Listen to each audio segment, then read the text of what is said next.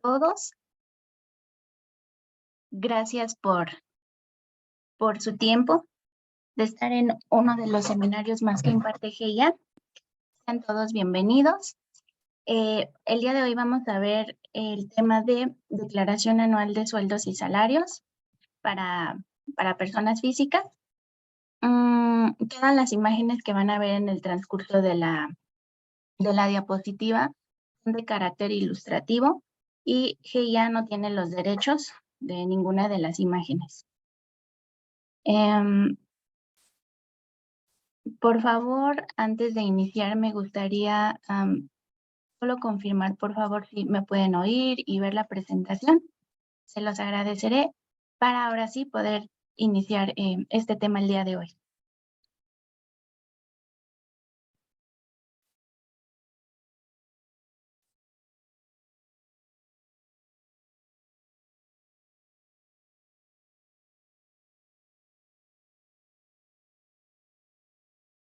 Ok, muchas gracias.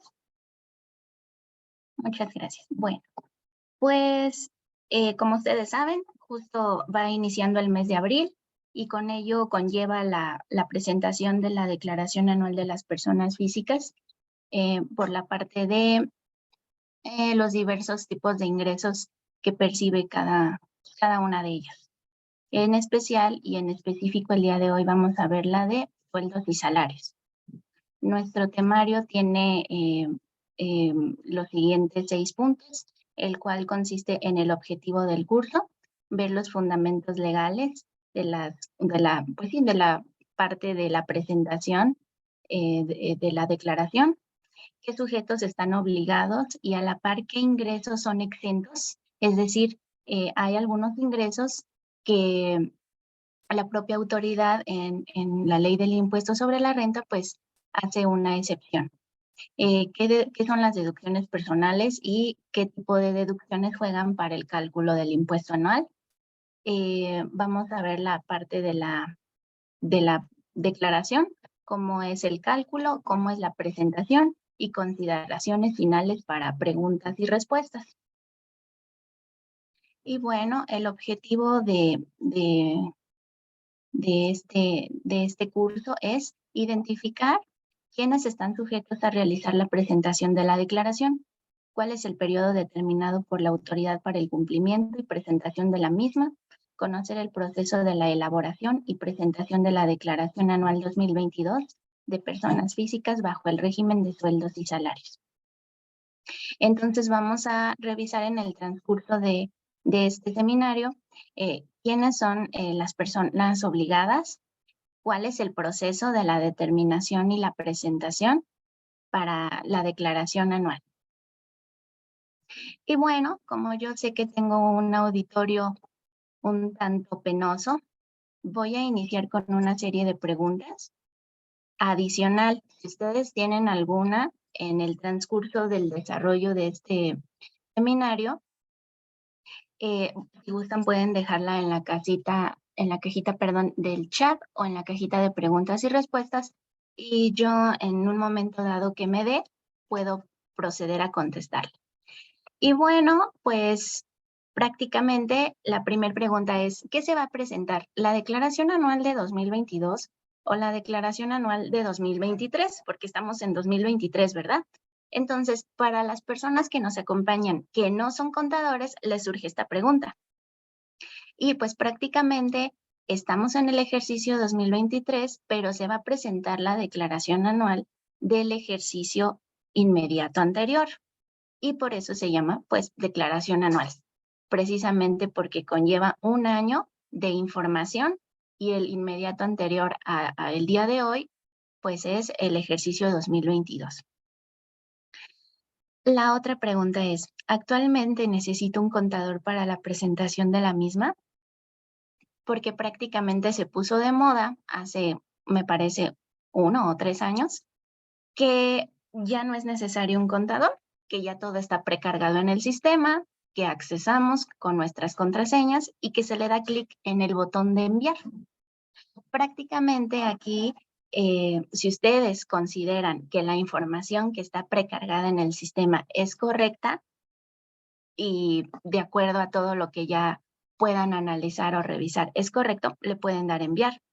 Esto es pues porque hay personas que no tienen los recursos para poder pagar un contador, pero pues prácticamente pues iba a quedar a consideración del propio contribuyente la parte de la revisión de ingresos y de sus gastos y cuánto es lo que les está determinando la plataforma.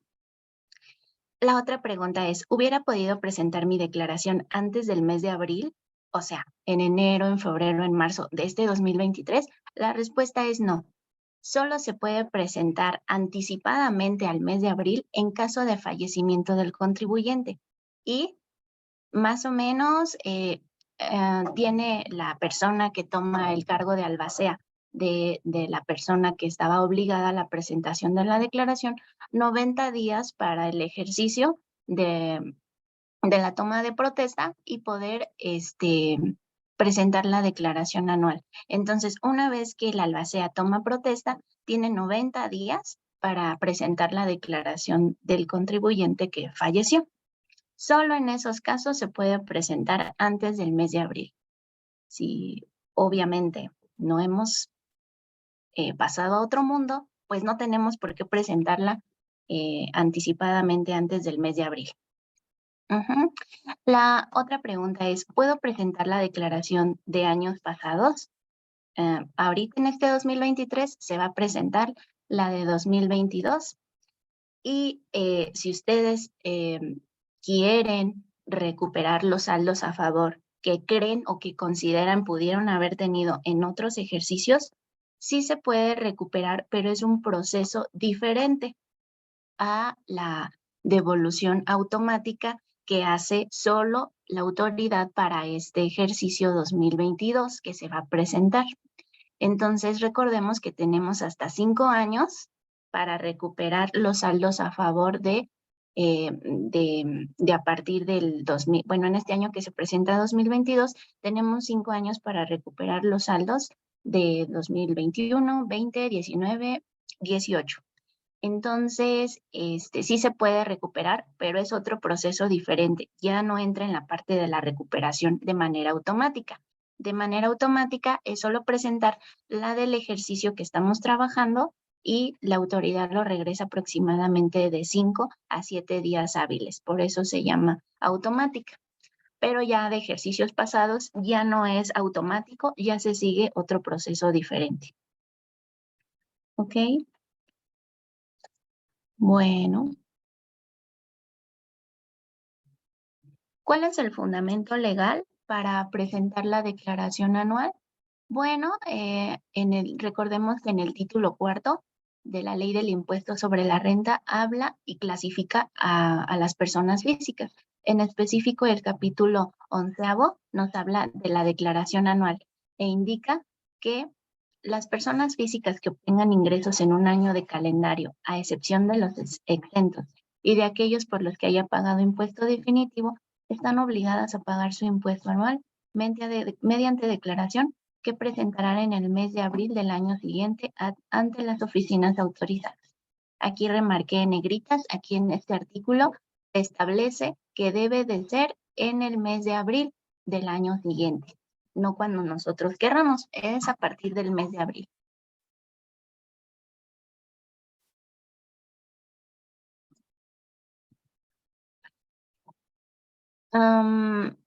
Ahora bien, para hablar específicamente de la parte de las personas físicas por ingresos, por salarios y en general por la prestación de un servicio personal subordinado, igual seguimos en el título cuarto de las personas físicas, capítulo primero, donde va de los artículos 97, 98 y 99 para hablar de los ingresos que obtienen las personas físicas por sueldos y salarios. Para las personas que nos acompañan, que no están muy relacionados a los conceptos o términos que utilizamos los contribuyentes, los contadores y la propia autoridad en definición de términos, entendamos que ingresos por salarios y en general por la prestación de un servicio personal subordinado es la parte de las personas que trabajan directamente para un patrón, es decir, fungimos como asalariado ante una empresa, ante un patrón, ¿ok? Entonces, recordemos, nuestro tema es declaración anual por sueldos y salarios. ¿Cuáles son los sujetos obligados a presentar la declaración anual bajo el rubro de sueldos y salarios? Bueno, pues las personas que tienen ingresos mayores a 400,000 pesos al año, las personas que trabajan para 2 o más patrones en el mismo año fiscal, aunque no hayan rebasado los 400,000 pesos. Cuando solicitas a tu patrón que no presente tu declaración anual y si prestas servicios a personas que no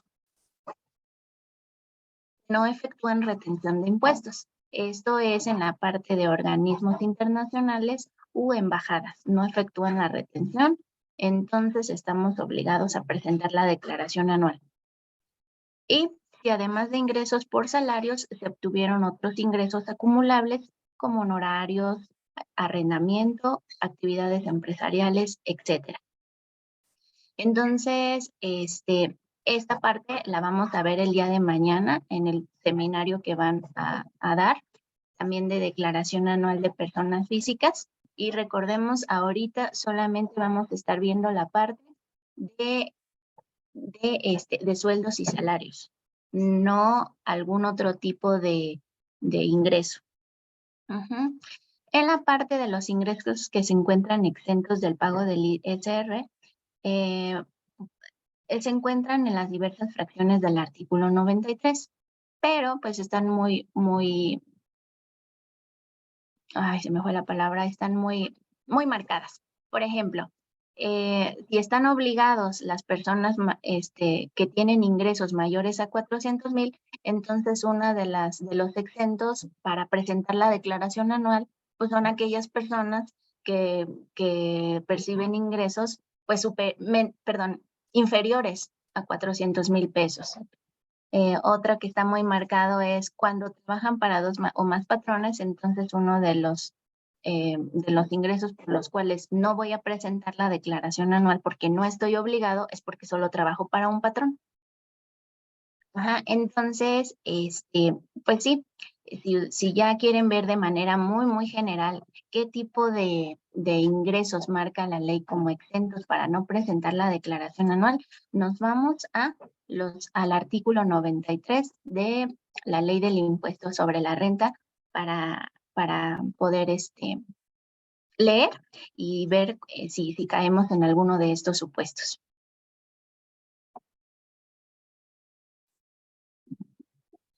Y bueno, la parte de la presentación de la declaración anual por sueldos y salarios podría decirse de alguna manera que es muy fácil, porque todo prácticamente debería de estar timbrado por mi patrón al emitirme mis recibos de nómina, y como ahora todo ya es electrónico, ya no debería de haber margen de error.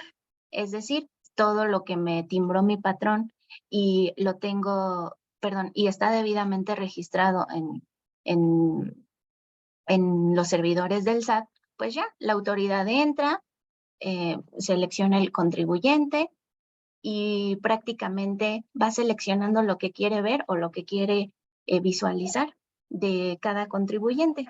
Entonces, pudiera decir que ya no existen o que el margen de discrepancia fiscal debería de ser mínimo, porque pues ya está relativamente todo en sistema. Debería de estar todo timbrado en la parte de ingresos y todo timbrado en la parte de las deducciones. Entonces, no debería de haber margen de error y pudiéramos decir hasta cierto punto que la declaración anual de sueldos es muy fácil. ¿Cuándo se hace difícil o cuándo se hace laboriosa? Cuando prácticamente yo como persona física recibo otro tipo de ingresos, además del de sueldos y salarios. Pues prácticamente puedo yo tener ingresos por arrendamiento, ingresos por enajenación de bienes, una casa, un terreno, un carro, adquisición de bienes cuando compran, la parte de los intereses, la parte de recibir premios, recibir dividendos, de los demás ingresos, herencias, solo como datos informativos, y también por actividades empresariales y profesionales en la parte de plataformas tecnológicas o cuando facturan por la parte de honorarios. Es aquí cuando la declaración anual de sueldos ya no es fácil, ya es compleja. Y aquí se recomienda, por eso, tener un contador, porque hay que estar revisando más a detalle y pues sí, marcando los límites que indica la ley para cada uno de estos ingresos. Entonces, la parte que nos dijeron, ya no necesitan contador porque ya está precargado y es muy fácil y solo le damos enviar, no es cierto, no es fácil, pero pues sí, la sugerencia es que sí se acerquen con un profesional pues de la contaduría que los pueda guiar en esta parte, porque no solo es de darle enviar a lo que ya está precargado, hay que revisar, porque como todo sistema electrónico puede tener la propia plataforma fallas en la determinación de mis ingresos, o muchas veces hay empresas fantasma que toman mis datos personales, sabrá Dios de dónde, pero resulta que me están durante todo el año timbre y timbre recibos de nómina por la prestación de un servicio subordinado, y pues cuando revisamos al hacer la declaración anual nosotros ni la conocemos. Nosotros no sabemos ni quién es ni por qué me está facturando, perdón, emitiendo los recibos de nómina. Entonces, por eso es muy importante, recalco la importancia de siempre apoyarse de un personal de la contaduría, porque no solo se trata de darle enviar a lo que está precargado. Si hay errores en la propia plataforma o puede haber este tipo de incidentes y nosotros ni enterados. Y pues se tienen que tomar cartas en el asunto, porque precisamente si tengo ingresos que me está facturando la empresa X y yo ni trabajo para esa empresa, pues sí, tienen que eh, hacer un proceso para disminuirlos y que no me impacten en el resultado de mi declaración, porque si los dejo, la autoridad los va a tomar como ingresos. Y entonces prácticamente una vez que le damos enviar, quiere decir que yo acepto bajo protesta de decir verdad que lo que tiene la plataforma es lo correcto. Y este y nosotros ni siquiera revisamos porque no conocemos los términos, porque me quiero ahorrar lo del contador, y entonces no. Yo creo que sí es muy importante que revisen siempre esa parte de apoyarse siempre de un profesional que los pueda orientar. Me indica una compañera, algo que se incluyó es la posibilidad de validar y desconocer al retenedor. Exacto, exacto.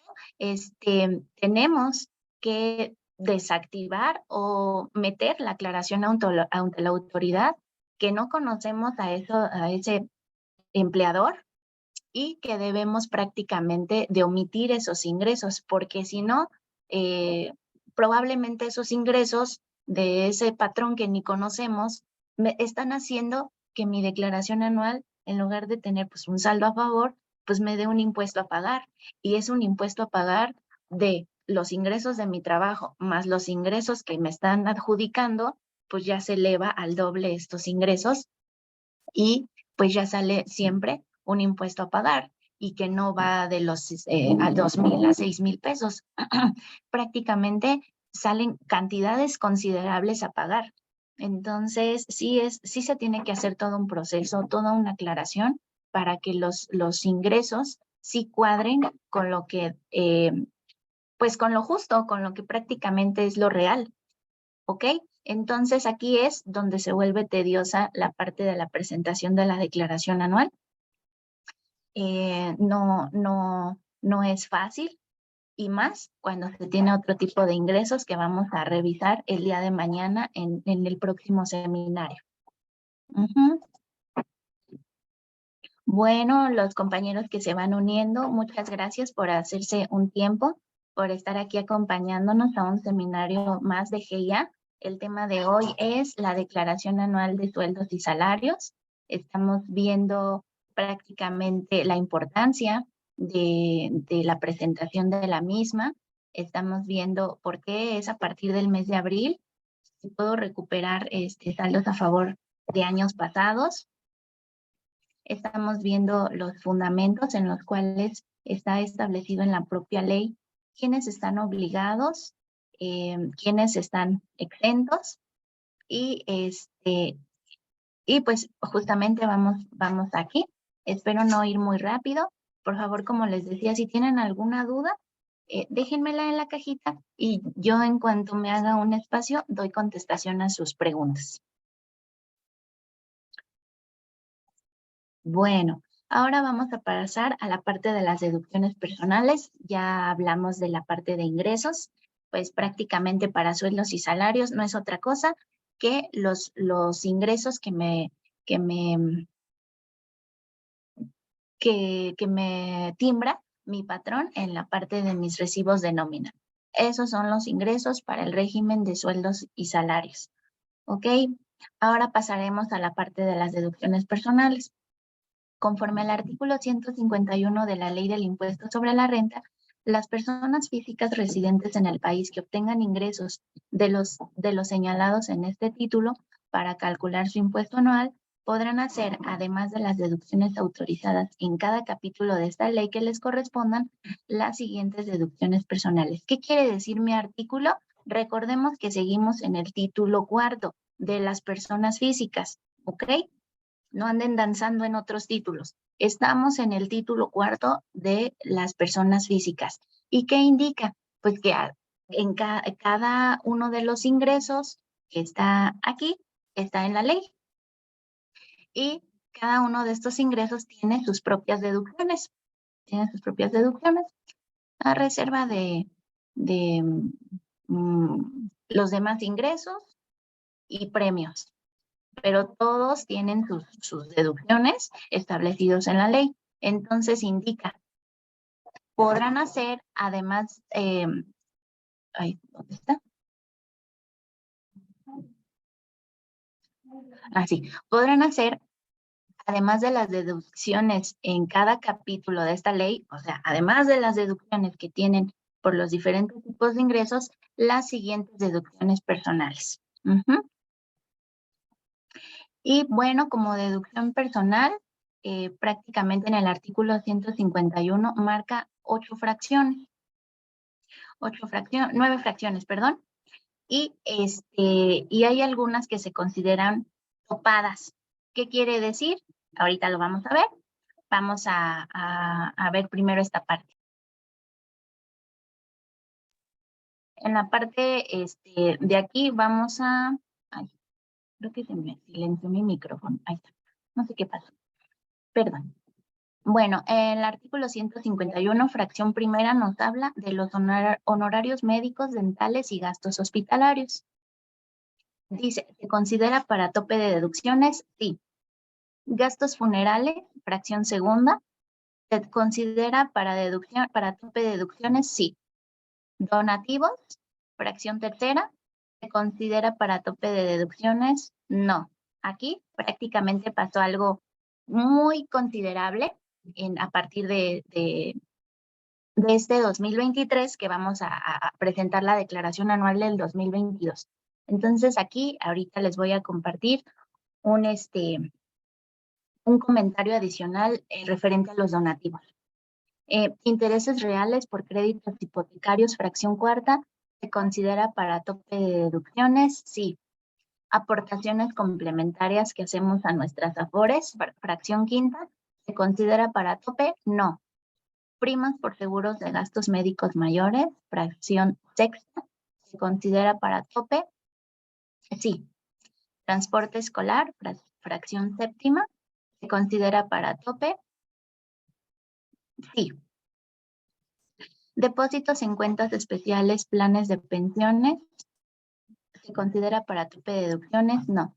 Colegiaturas no está dentro de una fracción y se considera para tope de deducciones, no. ¿Qué es esta parte de se considera para tope de deducciones? Prácticamente nosotros, cuando estamos determinando nuestra declaración anual, tenemos derecho a disminuir todas estas deducciones personales que están enlistadas aquí, pero no al 100%. Pues sí, hay una limitante que indica que el monto máximo de las deducciones personales no deberá exceder de la cantidad que resulte menor entre 5 veces el valor diario de la unidad de medida, la UMA, actualizada al año, o del 15% del total de los ingresos del contribuyente. Entonces, viene el contribuyente muy contento con todas sus facturas y te las entrega para que haga su declaración anual, porque estuvo realizando gastos a más no poder para que le saliera mucho impuesto a favor. Entonces, pues no, con la pena hay una limitante, en la cual es que el tope para deducir es el 15%. No podemos deducir más de este tope porque hasta la propia plataforma ya está activada y trabajada para que no excedamos de estos topes. Entonces no podemos ya hacer maniobras ni hacer chanchullo dentro de la plataforma porque la plataforma ya está activada, limitando justamente al 15% de los ingresos del contribuyente. Ahora, esto que indicaba, se considera para tope de deducciones sí, sí, no, no. ¿Qué pasa? Las que dicen sí van a ir en el tope del 15%. Las que dicen no van a ir o tenemos derecho a ingresarlas a los limitantes que indica la propia, pues sí, la propia deducción. Entonces, como quien dice, o si queremos verlo de esta manera, tenemos derecho al 15% de los gastos que dicen sí, pero tenemos un poquito adicional de la parte de los que dicen no, para de cierta manera decir que tuve más del 15%, pero también cada una está topada, no podemos agarrar y también meter lo que querramos. Entonces, no sé si aquí estamos bien o si tienen alguna duda para volverlo a comentar o si entendemos esta parte de las deducciones, por qué están topadas, por qué no están topadas, qué es esto del 15% como límite, o me regreso un poquito o lo vuelvo a explicar o sí queda claro.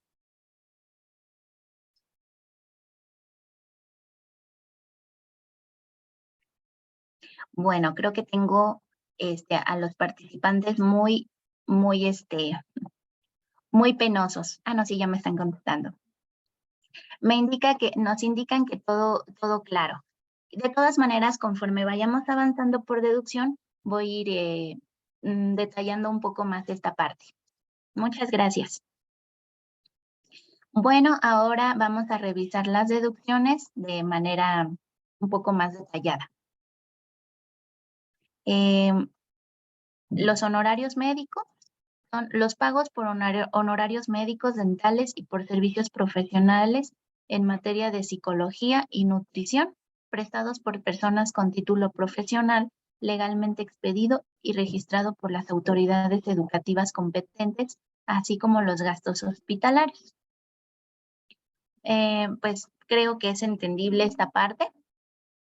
De todas maneras, vamos a ver cuáles son los requisitos. Los requisitos es que estos honorarios médicos deben de ser para las personas que el contribuyente tiene en línea recta, ya sea de manera ascendente, a partir de su tronco hacia arriba. ¿Quién está? Pues su papá y su abuelo. Y de manera descendente, igual, a partir del tronco del contribuyente, pues hacia abajo, que es sus hijos y sus nietos. Y a la par, la propia ley permite también beneficiar a la persona que vive en concubinato o que es su cónyuge. ¿Qué es su cónyuge? Pues la persona que está casada con el contribuyente, y el concubinato pues es la persona pues que vive con la persona sin estar casado. Ujú. Entonces, pues sí, la propia ley establece que aparte de los honorarios médicos para el contribuyente, los puede hacer en línea recta, ascendente y descendientemente y con su pareja, ¿ok? Entonces, los requisitos para que sean deducibles estas facturas de estas personas es que estas personas no perciban en el ejercicio ingresos superiores a un salario mínimo elevado al año. Yo dudo mucho que haya, que los hijos, pues perciban o los nietos mm, más de lo que el propio contribuyente declara. Estaríamos hablando pues de gente pues con fuertes recursos o gente muy importante que, que en ese caso sería solamente mayores de 18 años, ¿no? Entonces, pues sí, estaríamos limitando esta parte a que van a ser deducibles estos gastos de estas personas, siempre y cuando estas personas no perciban ingresos mayores a un año, bueno, superiores a un salario mínimo elevado al año. También otro requisito para que las facturas por honorarios médicos es que no sean pagadas en efectivo. Transferencia, cheque, este, monederos electrónicos, pólizas de seguro, etcétera. Pero que no sea nada pagado en efectivo, porque si no, pues en automático pierdes derecho a la deducción. Otro requisito es que los servicios deberán ser prestados por personas con título profesional. Aparte de estos honorarios médicos que indica el artículo 151, hay otros gastos médicos adicionales, como pueden ser gastos indispensables para compra de aparatos para rehabilitación. También serán deducibles las medicinas siempre y cuando vengan dentro de la factura del hospital. Eh, otro gasto que es considerado, honorario médico son los gastos por estudios clínicos y los lentes ópticos graduados hasta por un tope de 2,500. Esto del tope de 2,500 puede ser para cada una de las personas que están aquí enlistadas eh, y siempre y cuando venga en la propia factura que son lentes ópticos graduados. Si ustedes quieren facturar sus lentes de sol y todas estas cosas, no, es lentes ópticos graduados para cada una de las personas que están enlistadas en el artículo 151. ¿Ok? La siguiente deducción que veremos son gastos funerales, los cuales indica los gastos funerales en la parte que no excedan del salario mínimo general del área geográfica del contribuyente elevado al año, efectuados para las personas señaladas en la fracción que antecede. ¿Cuáles son las personas? Igual, las del contribuyente, las del propio contribuyente en línea recta hacia arriba, hacia abajo, y la persona pues sí, con quien vive el propio contribuyente. Tenemos una pregunta que dice, ¿los aparatos auditivos se pueden considerar deducción personal?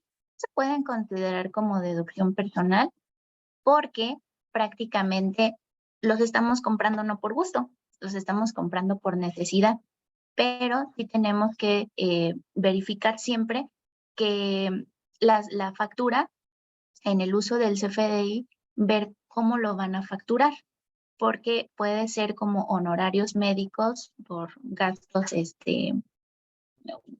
honorarios médicos, dentales y gastos hospitalarios, pero también hay otra que indica gastos por incapacidad o discapacidad.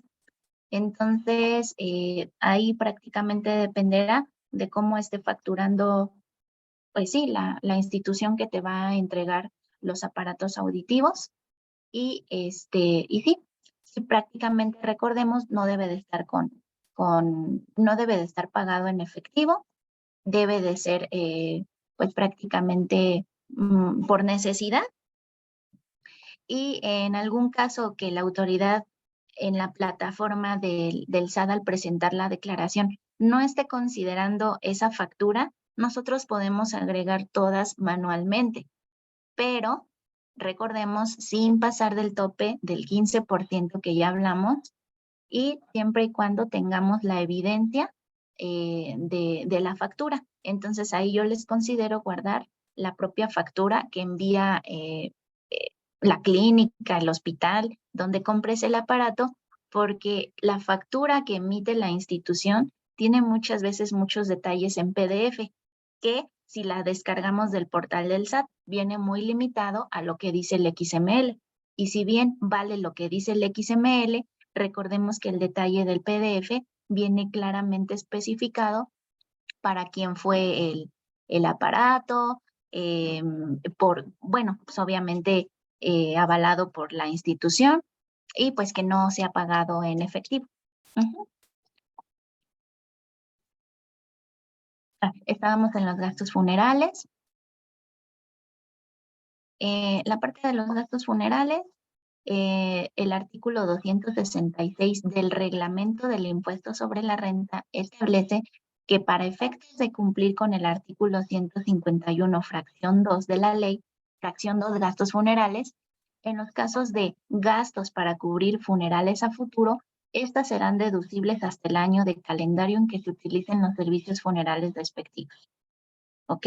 Entonces, ¿qué pasa aquí? Recordemos que en 2020 nos pegó súper duro la parte de la pandemia por COVID-19.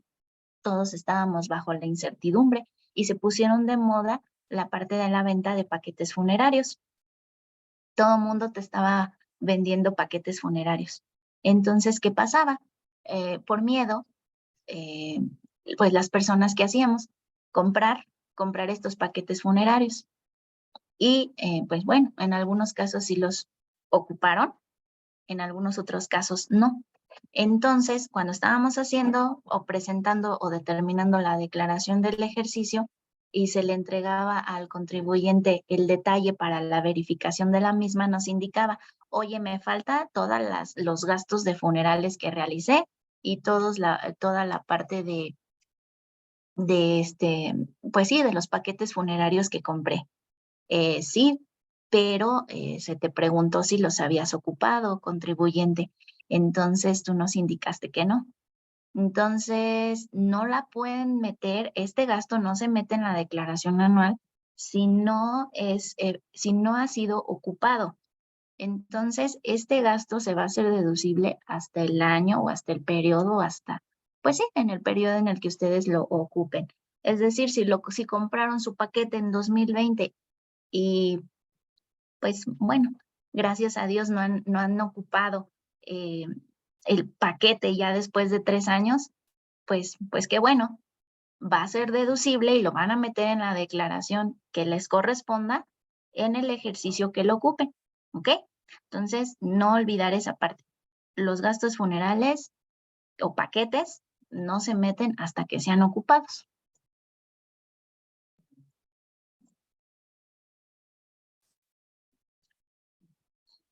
Fracción tercera, donativos.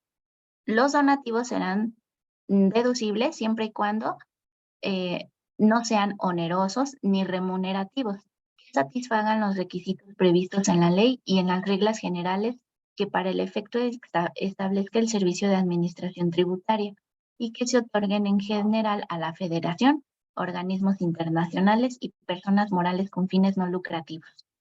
Para que los donativos que otorgan las personas físicas sean deducibles, deberán cumplir con 3 requisitos. No ser onerosos. ¿Qué es no ser oneroso? Que prácticamente no entregues algo que no sabes ni para qué es. 2, que se otorguen a personas autorizadas.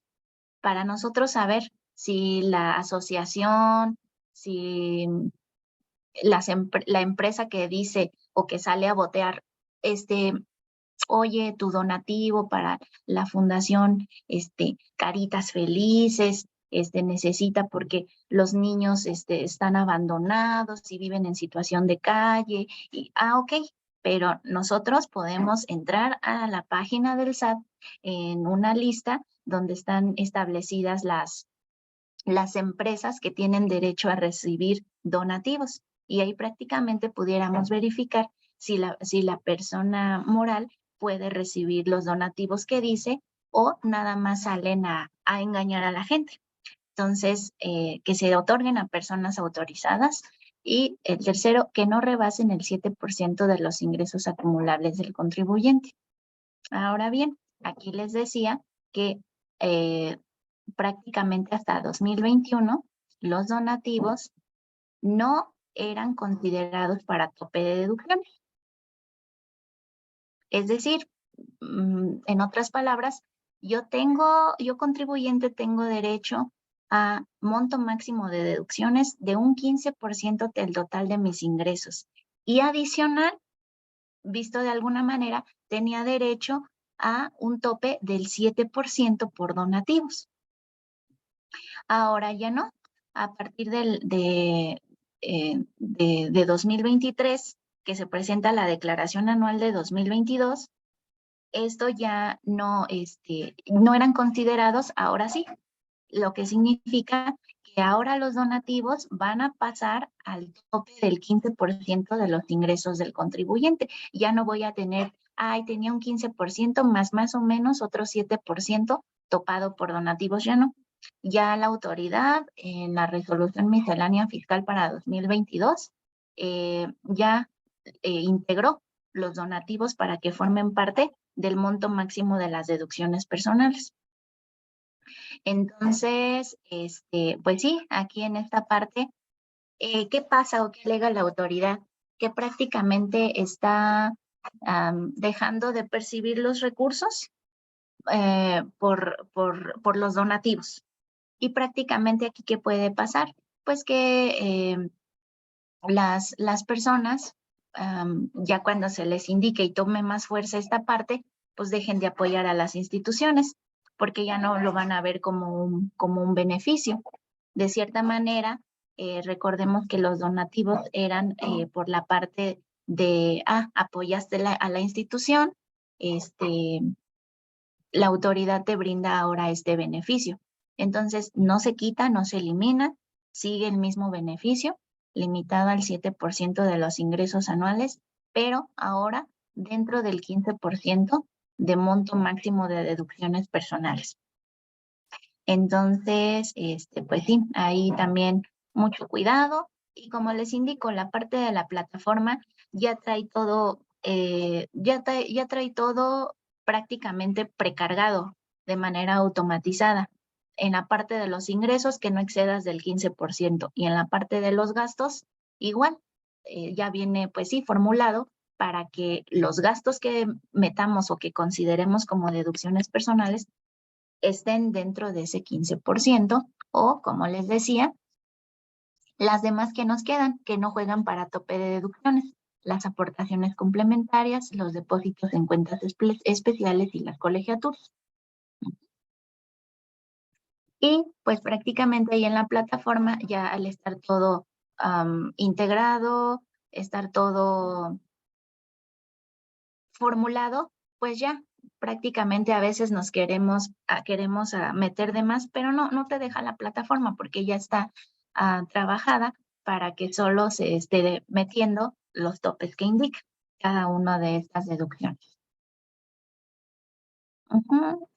Otra deducción que tenemos son los intereses reales por créditos hipotecarios, lo cual indica los intereses reales efectivamente pagados en el ejercicio por créditos hipotecarios destinados a la adquisición de casa-habitación contratados con las instituciones integrales del sistema financiero. Los integrantes del sistema financiero a que se refiere el párrafo anterior deberán expedir comprobante fiscal en el que conste el monto del interés real pagado por el contribuyente en el ejercicio que se trate, en los términos que se establezcan en las reglas que al efecto expide el Servicio de Administración Tributaria. Y bueno, prácticamente también hay contribuyentes que no solo tienen un crédito hipotecario, tienen hasta 2 o 3. Entonces, pues estuvieron pagando muchísimo de intereses durante el año y vienen muy contentos con su constancia. Ay, contadora, mire todo lo que pagué de intereses. Pues sí, estimado contribuyente, pero ¿qué crees? Que solamente son deducibles el monto de los intereses reales pagados.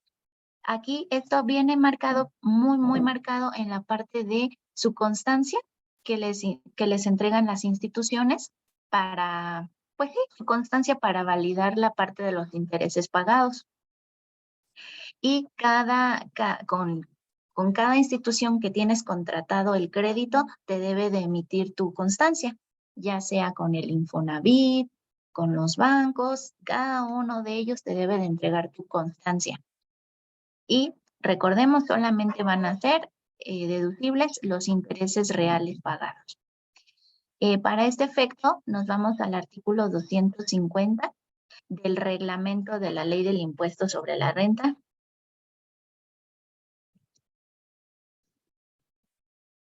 el cual indica que para efectos del artículo 151, fracción cuarta, intereses reales, créditos hipotecarios, será deducible el monto de los intereses reales efectivamente pagados en el ejercicio de que se trate, incluyendo los moratorios correspondientes a los préstamos hipotecarios a que se refiere dicho artículo. Entonces, pues ya está muy marcado en la propia ley cuáles son los intereses que debemos de considerar para la parte de la declaración anual. Y como les digo, pues nosotros ya no tenemos que determinar nada. Ya prácticamente está, viene en la constancia que nos entregan las instituciones.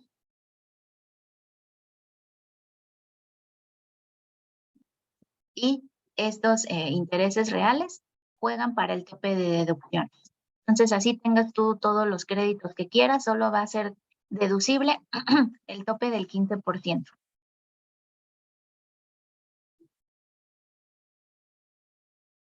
Otra deducción es aportaciones complementarias para el retiro, el cual indica las aportaciones complementarias de retiro realizadas en la subcuenta de aportaciones complementarias de retiro en los términos de la ley de los sistemas de ahorro para el retiro o las cuentas de planes personales de retiro, así como las aportaciones voluntarias realizadas a la subcuenta de aportaciones voluntarias. El monto de la deducción a que se refiere esta fracción será de hasta el 10% de los ingresos acumulables del contribuyente en el ejercicio, sin que dichas aportaciones excedan del equivalente a 5 salarios mínimos generales del área geográfica del contribuyente elevados al año. Entonces, esta deducción, aportaciones complementarias, no está considerada para el tope del 15%. No está considerada para el tope, pero sí nos topa que no debemos de rebasar el 10% de los ingresos acumulables. Entonces, como quien dice, tenemos nuestro 15% como tope, más por la parte de aportaciones complementarias, un 10% adicional para deducirlas. ¿Ok? Y esto de aportaciones complementarias para el retiro son las cuentas o los recursos que guardamos en nuestras afores.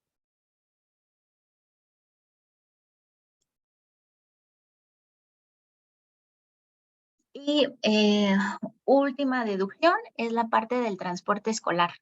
La parte del transporte escolar son los gastos destinados a la transportación escolar de los descendientes en línea recta, cuando ésta sea obligatoria en los términos de las disposiciones jurídicas del área donde la escuela se encuentre ubicada o cuando sea obligatorio para todos los alumnos.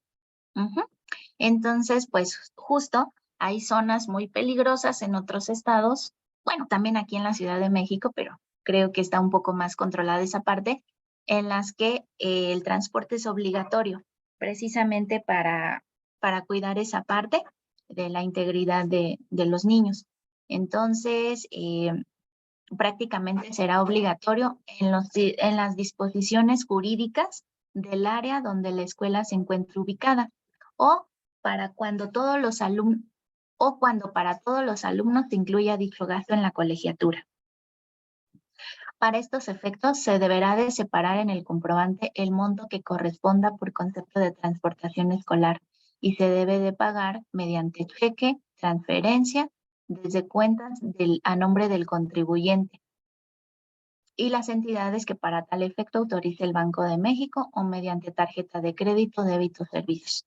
Prácticamente aquí para que sea deducible el transporte escolar debe de estar por separado, facturado por separado, debe de pagarse o desembolsarse de las cuentas del contribuyente y no debe de realizarse en efectivo. Aquí nada más me gustaría resaltar que es para los descendientes en línea recta y cuando este sea obligatorio. ¿Ok? Entonces, recordemos por descendientes, ¿quiénes son nuestros descendientes? Pues bueno, nuestros hijos, nuestros nietos.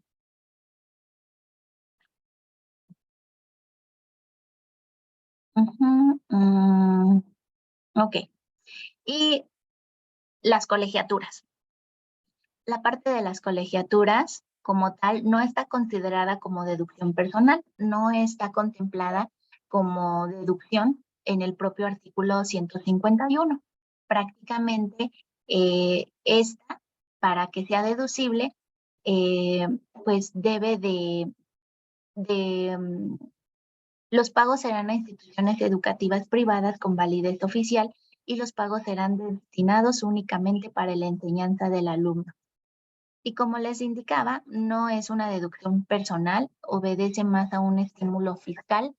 Me parece que viene desde el 2013 y para que sea deducible, pues sí, debe de la institución estar reconocida con validez oficial y los pagos serán destinados únicamente para la enseñanza del alumno. ¿Qué quiere decir esto? Que solamente serán por la parte de la colegiatura, la parte de uniformes, renta de laptops, o renta de tabletas, comedor, reinscripciones, todo eso no.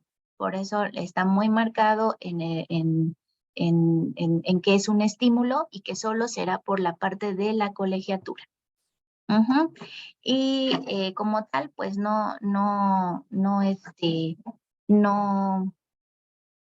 pues sí, no tiene un efecto de deducción. Muchas personas sí lo consideramos así o lo veíamos así, pero recordemos, no está establecido en el artículo 151, es un estímulo fiscal. Y hay un límite anual de la cantidad que podemos deducir. Para preescolar, 14,200 pesos, para primaria, 12,900 pesos, secundaria, 19,900, profesional técnico 17,100 y bachillerato 24,500 pesos.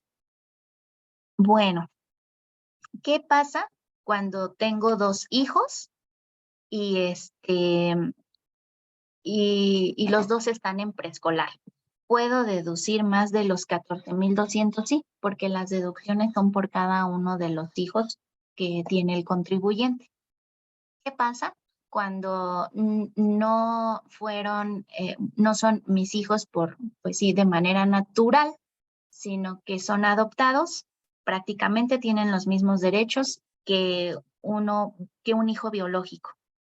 ¿Qué pasa cuando mi hijo está en el ejercicio de calendario, está en sexto de primaria hasta el mes de junio y me parece que a partir de julio y agosto, la verdad no sé cómo está el calendario escolar, inicia o pasa a primero de secundaria?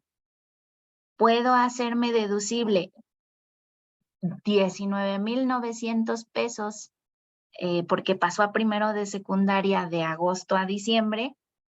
¿Y puedo hacerme deducible 12,900 pesos porque estaba en sexto de primaria de enero a junio? La respuesta es no. La respuesta es no, porque prácticamente no te estarías haciendo doble beneficio para un mismo niño. Tienes que deducir solamente el más alto. Entonces, en este caso, el contribuyente debe de deducir la parte de secundaria, 19,900 pesos, dejando fuera los 12,900. Para que sea deducible la factura de la colegiatura, es muy importante que venga todos los datos del niño, CURP, nombre completo, edad, curso, y debe de estar pagada con cualquier medio electrónico o bancario, nada en efectivo. Y pues aquí se les recomienda estar revisando constantemente las facturas que les emiten las instituciones educativas, toda vez que cuando ya hacemos el cierre anual y estamos presentando la declaración, pues que la factura no trae esto, que la factura no trae el otro, y si no cumple con los requisitos, nosotros pues no somos magos, no podemos considerarla como parte de un documento deducible, porque les repito, la propia plataforma si identifica leyendo el XML que no cumple con los puntos, en automático echa para afuera esa deducción, ese gasto para poderlo deducir.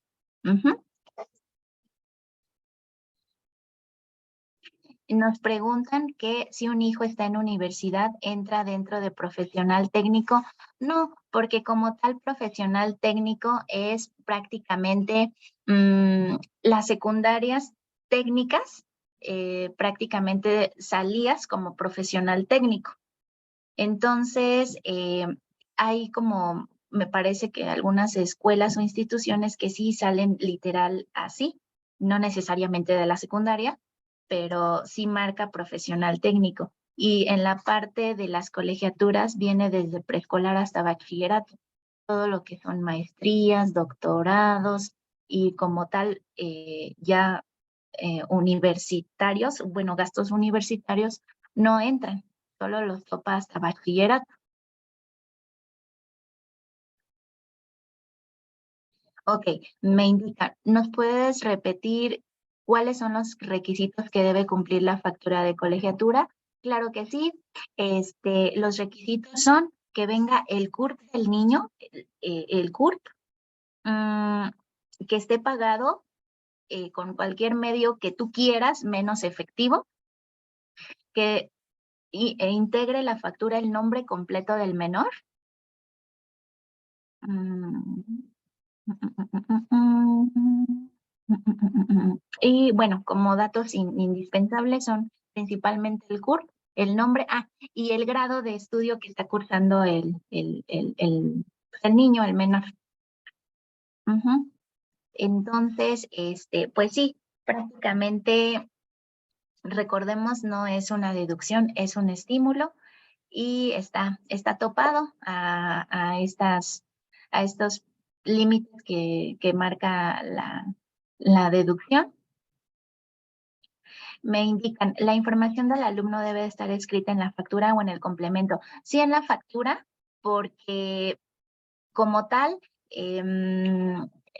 ahí en ese XML es donde es el que lee de manera automática el portal del SAT. Entonces, digo, si vienen los dos, pues qué mejor, pero con que venga en la factura de la colegiatura es más que suficiente. Y recordemos, no estar facturando pues gastos innecesarios o estar también ustedes, puede decirse de alguna manera, perdiendo el tiempo en que la institución educativa todo les facture, porque no es deducible, solo es deducible la colegiatura. Ok, recordemos comedor, reinscripción, libros, renta de tabletas, uniformes, venta de libros, no, solamente la colegiatura. Y bueno, pues aquí un tip, prácticamente más o menos estos topes se llegan a mitad del año, de enero a mayo o junio más o menos llegaste al tope de las deducciones. Entonces estarían perdiendo de julio a diciembre la otra, pues sí, las facturas para deducciones. Pues aquí prácticamente un tip pudiera ser que medio año se lo facturen a mamá y medio año se lo facturen a papá. Ahí prácticamente tendrían que ir a la institución y pedir esas solicitudes para que pues sí, no se pierda esta deducción y lo puedan recuperar de alguna manera. Bueno, pues prácticamente aquí ya vimos la parte de las deducciones. Traté de hacerlo un poco detallado. Creo que a manera de resumen, pues prácticamente recordemos que hay un tope para hacerlas deducibles sobre el total de nuestros ingresos y hay algunas adicionales que no juegan como tope. pero sí tienen una limitante en cada uno de las fracciones. Cada una de las fracciones tiene su limitante. Como les decía, los donativos son el 7% de los ingresos y para la parte de empresas de gobierno me parece que es el 4%. La parte de las aportaciones complementarias, como leímos, es el tope del 10%. Depósitos en cuentas especiales y planes de pensiones. Aquí me equivoqué, no es fracción 9, era no aplica, no es como tal una deducción, es igual que las colegiaturas, un estímulo. Entonces, la ley en su artículo 151 solamente habla de la fracción primera hasta la fracción octava. La fracción octava no la ingresé porque habla de los impuestos a los ingresos, pero como tal, esa no juega porque no está establecido ningún artículo en la ley del impuesto sobre la renta que hable sobre los mismos. Entonces, esa no la coloqué, solo se las repito, es la fracción octava, impuesto a los ingresos. Pero, pues no, esa sí la deberían de considerar, pues para eliminarla, porque no juega para nada. Y no hay un artículo en la cual se hable sobre esa fracción octava. Ok, entonces aquí una disculpa. En depósitos en cuentas especiales y planes de pensiones no hay ninguna fracción novena, ahí se me fue. Es un estímulo fiscal igual que las colegiaturas. Ok, y se consideran para tope de deducciones, no, porque las colegiaturas como tal tiene su tope, tiene su propio tope, y el plan de pensión igual, los planes de pensiones iguales, pero no se consideran dentro del 15%. Ok, ya vimos la parte de los honorarios médicos, deben de ser en forma ascendente o descendente, y también aplica para nuestra cónyuge o nuestra concubina. Los gastos funerales solo serán deducibles y presentados en la declaración anual hasta que son ocupados. Y si no son ocupados, cuando hayas comprado tu paquete, entonces vas a guardar tu factura y la vas a poder deducir hasta que la ocupes. Eso sí está permitido, y la parte de la declaración anual, este gasto está activado para que lo puedas modificar de manera manual conforme a las necesidades. La parte de los donativos está topado al 7% y ahora se incluye en la declaración anual de 2022 para que aquí en adelante se considere dentro de los topes del 15%. Los intereses reales solo van a ser deducibles por el tope que indique la propia constancia como intereses reales. La parte de las aportaciones complementarias del 10% como tope de los ingresos acumulables. Transporte escolar solo cuando sea o tenga el carácter de obligatorio y esté también debidamente dado de alta en las listas del SAT como transporte escolar permitido. Y las colegiaturas pues son un estímulo fiscal y pues tiene limitantes. Ok, bueno, sin más de eso, procedemos a entrar a la parte del cálculo.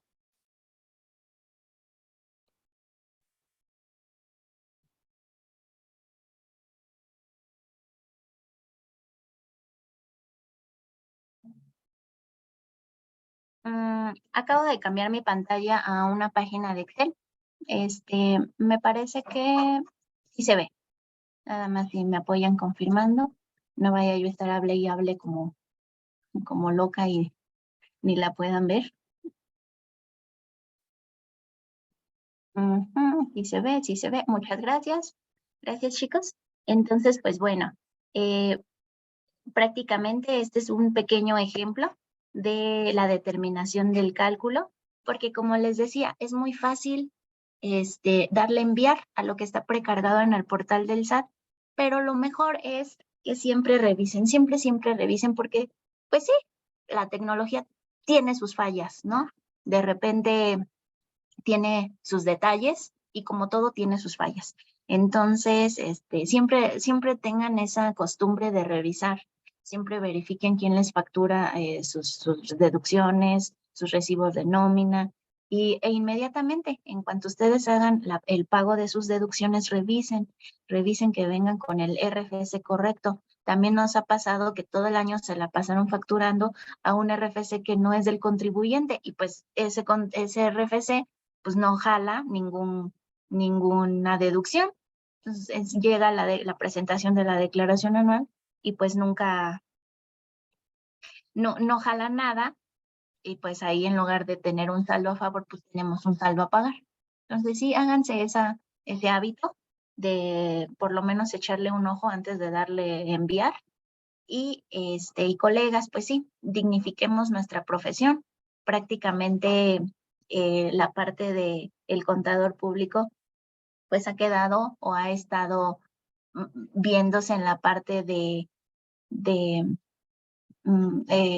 es que los contadores son esto, los contadores son el otro.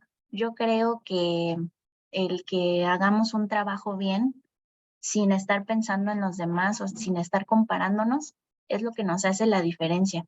Entonces, dentro de lo poco, así veamos que es un trabajo sencillo, hagámoslo con el mejor, pues la mejor calidad que podamos, el mejor proceso. Y pues sí, creo que las personas se acercan a nosotros porque consideran que sabemos. Y pues hagámosle honor a esa confianza, hagámosle honor a nuestra propia profesión. Entonces no caigamos en hacer cosas que no. Y yo creo que si no sabemos, lo mejor es decir, no sé, a adjudicarnos o, pues sí, premiarnos por hacer un mal trabajo. Recordemos que todas las decisiones que tomemos pues siempre tienen una repercusión, y si bien no son directamente hacia nuestra persona, sí son directamente hacia nuestros clientes. Entonces, en lo que esté en nosotros, dignifiquemos siempre nuestra profesión. ¿Vale? Bueno, entonces pues prácticamente este es un pequeño papel de trabajo a manera de ejemplo.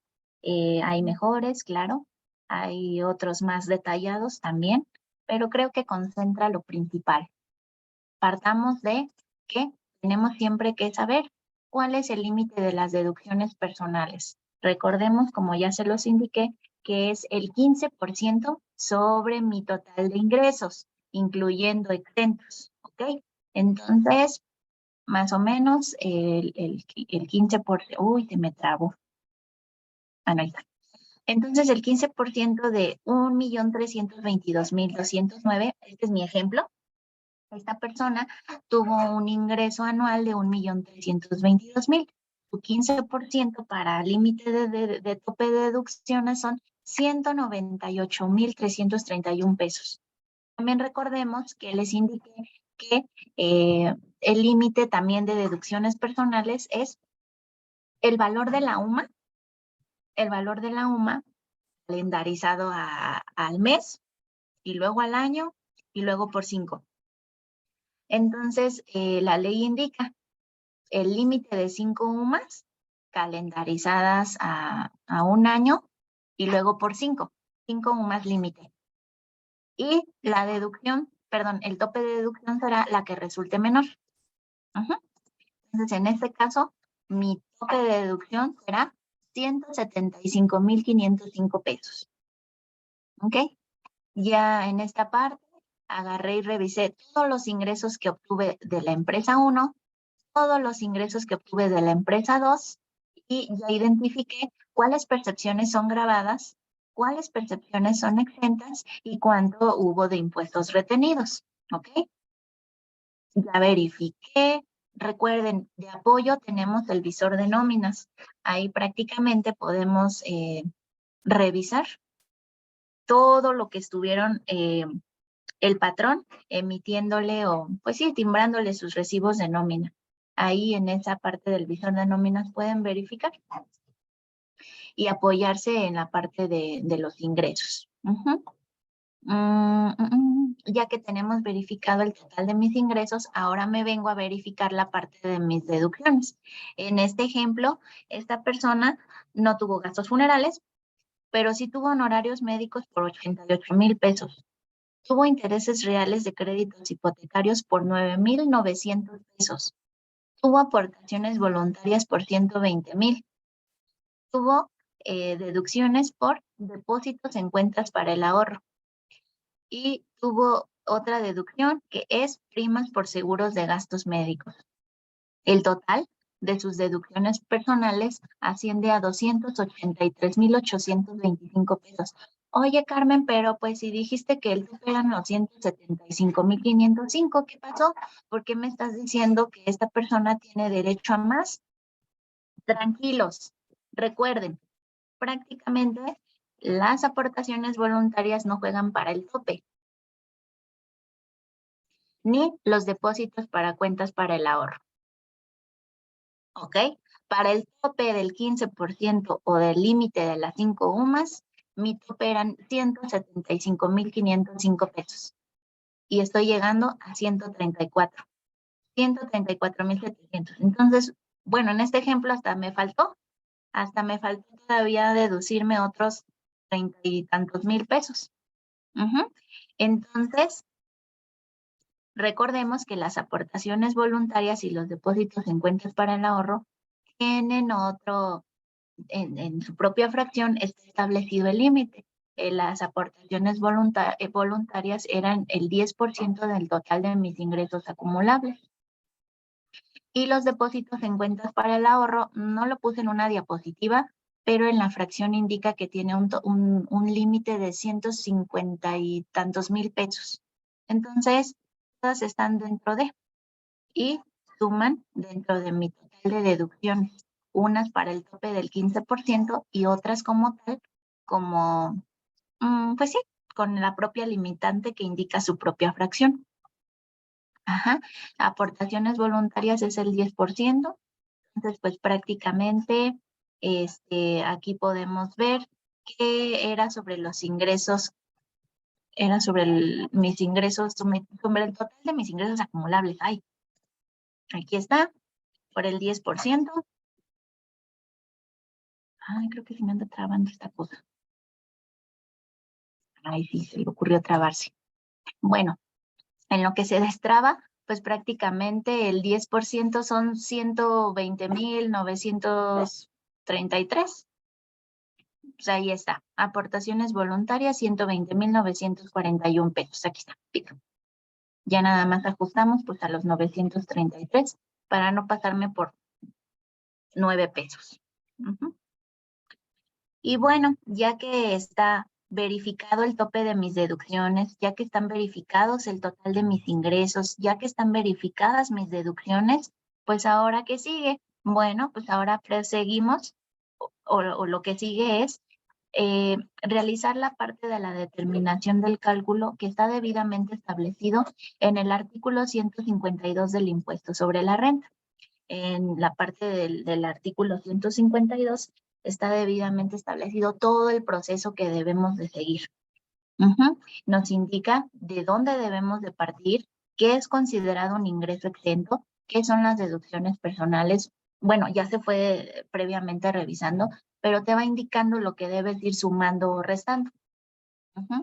Pues prácticamente aquí ya tenemos el total de mis ingresos. A mis ingresos le voy a restar el total de mis ingresos exentos, porque por eso se llaman exentos, porque no se van a considerar para efectos del cálculo para pegarle al impuesto. Entonces, a mi total de ingresos le resto los exentos, me quedan como tal los ingresos acumulables. A los ingresos acumulables le voy a restar mi total de deducciones personales que ya determiné. Y listo, cuando tengo esto procedo a hacer la mecánica establecida en ley, que es partir de la tabla que está establecida en el artículo 152 o de la tabla que indique la resolución miscelánea y empezar a ver en qué límite inferior en qué límite inferior y qué límite superior caemos y sobre eso verificar la parte de tomar, la parte de la cuota fija que le corresponda y la parte de la tasa que de igual manera le corresponda. En este caso, mi base gravable, ya que hice esta determinación, es los ingresos menos mis deducciones. Mi base gravable son 925. Esta cantidad es la que busco en mi tablita. Y caigo en este rubro de 510,000 a 974, con una cuota fija de 95 y una tasa de 0.30. Y aquí está. El límite inferior son los 510 que indica aquí. La diferencia entre ambos son pues esta cantidad. Se aplica la tasa que indica siguiendo esta línea. Y una vez que ya se hace esta operación, se multiplica, me da el impuesto marginal y a este impuesto marginal le sumamos la cuota fija, que igual viene sobre esta línea. Ajá, y listo. Pues ya una vez que tenemos esta determinación, lo sumamos, nos da la parte del impuesto causado. A este impuesto le vamos a restar las retenciones que nos hicieron en nuestros recibos de nómina. Entonces, cuando tenemos nuestro recibo de nómina, de repente vemos, híjole, estoy pagando un montón de impuestos. Pues sí, pero también está en la declaración anual el beneficio de realmente ver si ahora me debe el SAT o si yo le debo. Entonces, restamos estas retenciones y pues listo, una vez restado, obtenemos la determinación del impuesto a cargo o a favor. Ok, para el cálculo, pues es un proceso sencillo, no está ampliamente, pues, difícil como la parte de la declaración anual de personas morales, y pues está un tanto, para sueldos y salarios está un tanto sencillo. Ya recordemos que esta declaración de sueldo se hace difícil. Por ejemplo, si yo vendí un carro, si yo vendí mi automóvil, pues prácticamente ya no está fácil mi declaración anual. Ya tengo que ver la parte de la enajenación de bienes. Hay que ver si hubo utilidad o pérdida por la venta de ese bien. Hay que deducirnos el costo pues sí, de la unidad. Y se tiene que hacer otro proceso para la parte de, ay, si me saqué la lotería, pues aquí también mi declaración ya no está fácil porque hay que seleccionar premios, hay que irnos a la ley a verificar qué limitantes tiene, qué topes tiene, qué retenciones tiene, y entonces se hace más amplia la declaración anual. Entonces, es por eso la importancia de un personal de la contaduría, porque ya no se hace un proceso sencillo, ya se hace más complejo. Y bueno, pues esta fue la parte del ejemplo, en la parte de la determinación. No sé si aquí todo claro, si hay alguna duda, con gusto se las atiendo, pero me parece que está muy entendible el ejemplo. Y regreso a la parte de la diapositiva. Ya regresé. Ya vimos la parte del cálculo. Ahora, pues ya que estoy muy contenta porque ya determiné mi cálculo, pues ahora me voy a la página del SAT.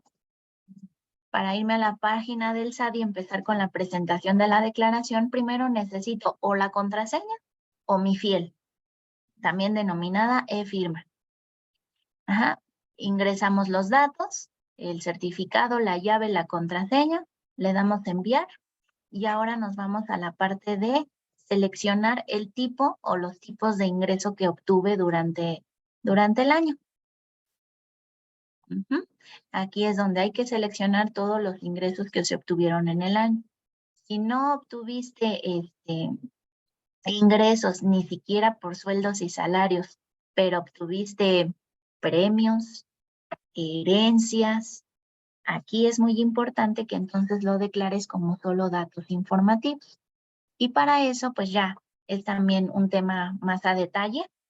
El día de hoy no lo vamos a ver, no es el objetivo del curso, pero sí, es muy importante siempre por eso ver todas las disposiciones y en qué rubros caemos, porque podríamos caer en la parte de no cumplir en tiempo y cuando se debe y en algún momento hacernos acreedores a alguna multa. Ujú. Una vez que ya ingresamos, seleccionamos el tipo o los tipos de ingresos que obtuve durante el año, sigue este menú, la cual es verificar los ingresos, que prácticamente como yo ya tengo armado mi papelito, solamente es ir cotejando con lo que tiene la plataforma en la parte de ingresos. En la parte de las deducciones, ahí en el numeral de la bolita roja 2, hay que ahora pasarnos y ver la parte de las deducciones. Aquí prácticamente para esta carga 2022, ahora en 2023 nos está agregando. Aceptas y reconoces la información precargada de tus deducciones personales de pagos por servicios educativos y así nos va a ir saliendo por cada uno de los gastos.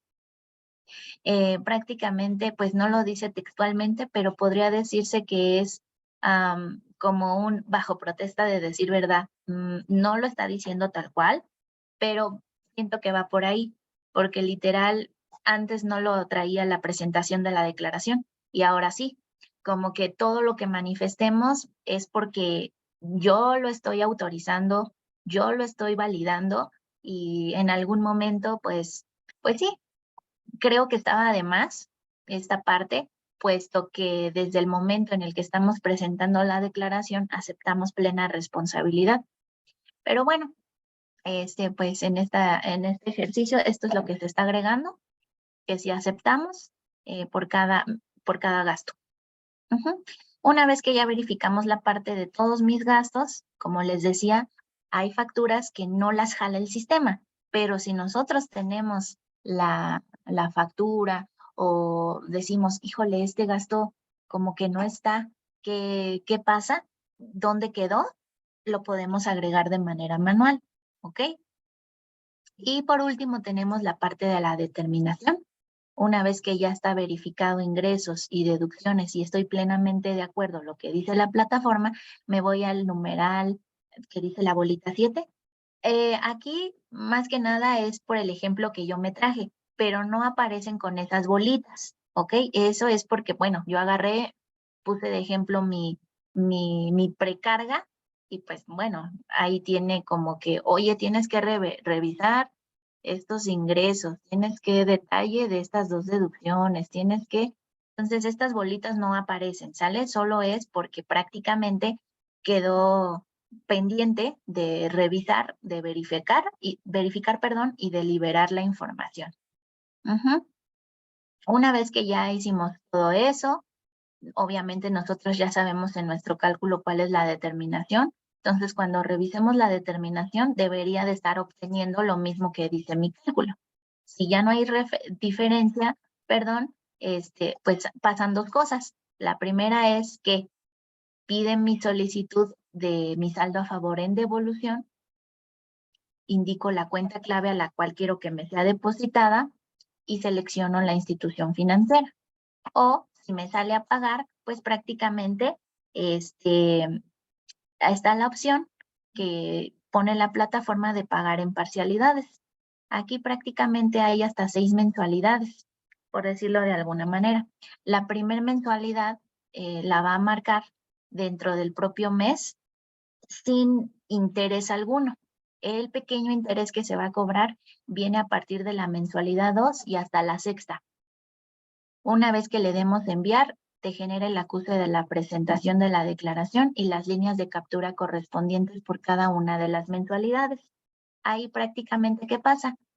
Pues que tienen que calendarizar, agendar, guardar las fechas de cada línea de captura, porque cuando se les llega a vencer, hay que hacer otra solicitud en otro apartado del SAT, precisamente porque se te venció esa línea de captura. Entonces, pues aquí ya si te sale a pagar, es decisión nuestra si la pagamos en una exhibición o hasta 6 mensualidades con 5 mensualidades con un pequeño interés. Y bueno, nos quedan unos minutitos. Las consideraciones finales, pues prácticamente para los ingresos, siempre hay que verificar, como les decía, la facturación de los ingresos, y revisar que lo que indica la plataforma es lo correcto para no ser acreedores a multas o tener problemas de discrepancia fiscal con el SAT. Y nosotros recomendamos apoyarse de las plataformas de facturación electrónica ERP para tener una mayor y mejor claridad y facilidad de identificar la información. Para la parte de las deducciones, como les indicaba, pues siempre y cuando sean topadas al 15% de los ingresos anuales en algunas. Las otras ya las vimos, creo que no hay duda alguna.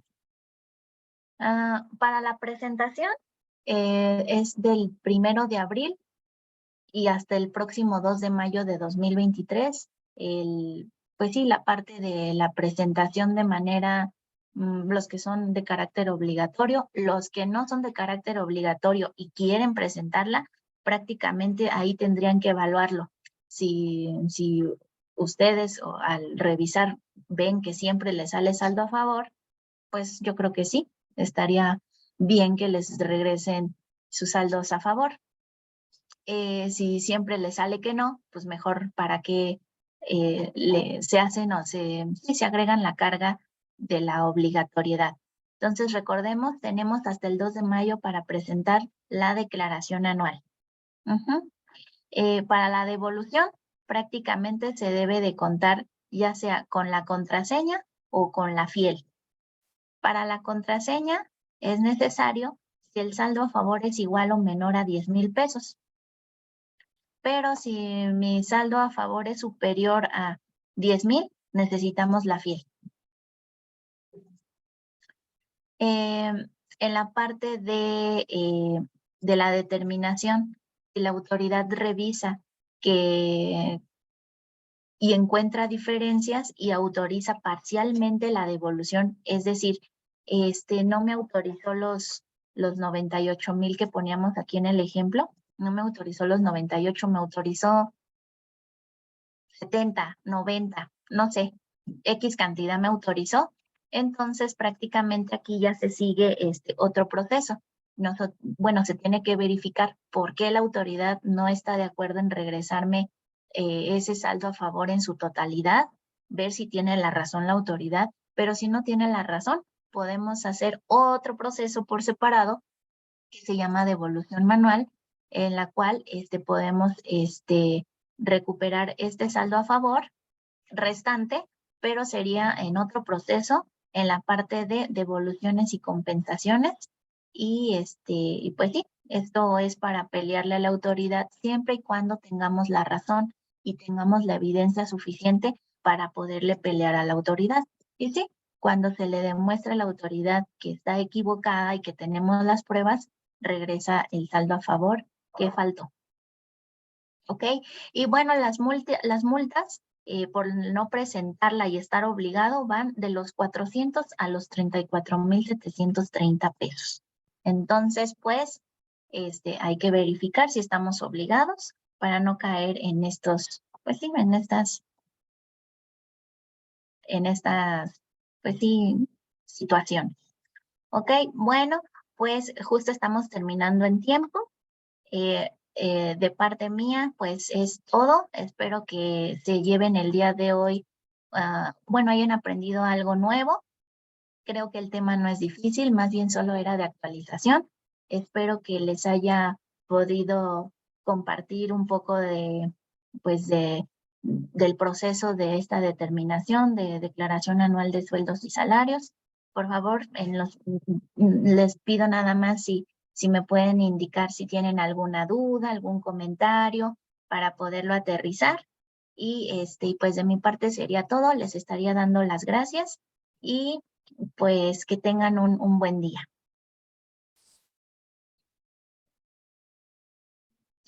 La pregunta es, si presento mi declaración sin estar obligado, después de esto siempre la tendré que presentar. En algunos casos sí, en algunos otros casos por no estar obligado no está la autoridad tan pendiente de ti.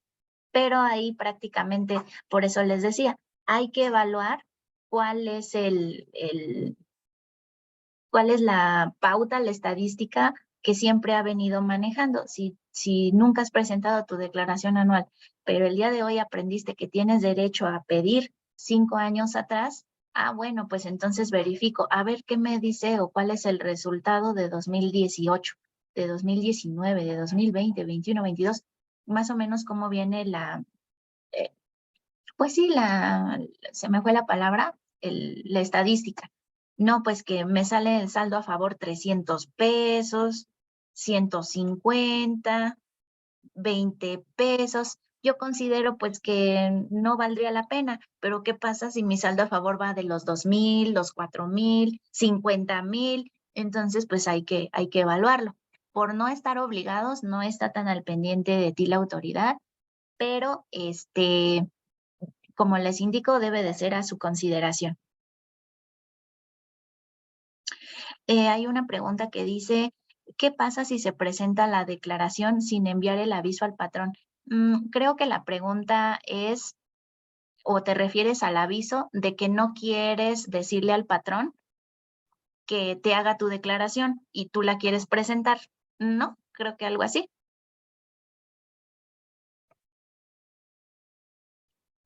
Bueno, si la pregunta es así, pues prácticamente cuando el personal administrativo del patrón quiera presentar la declaración, se va a dar cuenta que ya existe una declaración con estado normal. Entonces, prácticamente yo ahí lo que aconsejaría es que se pongan en contacto con ese trabajador e indicar, oye, ¿qué pasó? Creo que ya habíamos quedado que yo te la iba a presentar, pero tú ya la presentaste, o bueno, ya la presentaste ya para marcarte aquí que el patrón ya no es responsable y pues que ya tú de aquí en adelante te vas a hacer cargo. Entonces, no es que pase algo grave, más bien ya sería ahí como la comunicación con el trabajador. Para el patrón, pues no pasa nada. Al final de cuentas, la obligación es de cada uno de los contribuyentes, no del patrón. ¿Ok? Bueno, pues eso sería todo de mi parte. Por favor, les dejo mi, mi correo en el chat por si tienen alguna pregunta que les da pena preguntarme. Y con todo gusto, si está dentro del temario de lo que acabamos de ver, con gusto se las haré saber, se las haré contestar. Y dice otra pregunta. Dice, una vez que haga mi declaración anual, ¿el SAT me va a requerir hacerla por los ejercicios posteriores? Sí, siempre y cuando estés obligado. Si no estás obligado, repito, muy probablemente no va a estar tan al pendiente de ti, pero depende también de cuánto hayas querido recuperar o cuánto sea el saldo a favor a devolver. Como les indicaba, si son de los 150 pesos, 30 pesos, pues no, o sea, no es como que un punto rojo que la autoridad diga, oye, alerta con este contribuyente. No. Entonces, depende mucho de la cantidad que uno quiera recuperar, depende de mucho de la parte de los ingresos y y prácticamente antes de que nos aventuremos a hacernos acreedores a esta obligación, primero hay que evaluar si vale la pena o no. Ujú. Bueno, pues a los, eh, a los, a los compañeros de GEIA, si me regalan unos minutitos, por favor, para pasar lista, y para las demás personas externas, muchas gracias por tomarse el tiempo y espero que se hayan llevado algo nuevo el día de hoy, que tengan un buen día y pues muchas gracias de nuevo por todo.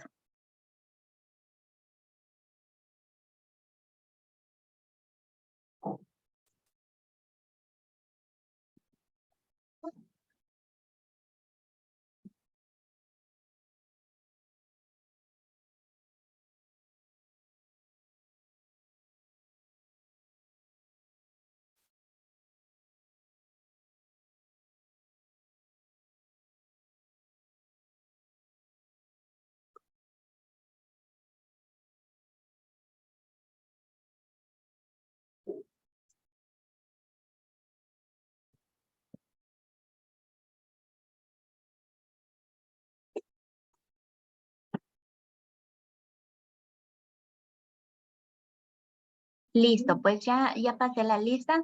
Muchas gracias, compañeros. Déjenme ver, creo que no hay más dudas. Muchas gracias y que tengan un bonito inicio de semana y un buen día. Muchas gracias.